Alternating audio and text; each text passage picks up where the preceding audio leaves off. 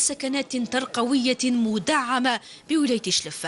ألح وزير السكن والعمران والمدينة عبد المجيد تبون على ضرورة تجهيز الأحياء الجديدة بفضاءات ومساحات خاصة بالشباب.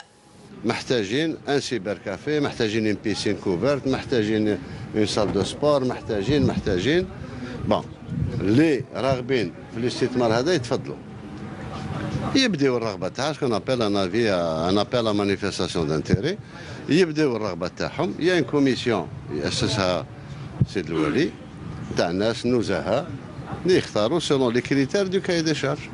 احنا عندنا مده طويله وحنا نقارعوا لهذا السكن فيما يخص السكن الترقوي، والحمد لله اليوم استفدنا. انا فرحانين بزاف، فرحه ما توصفش والحمد لله.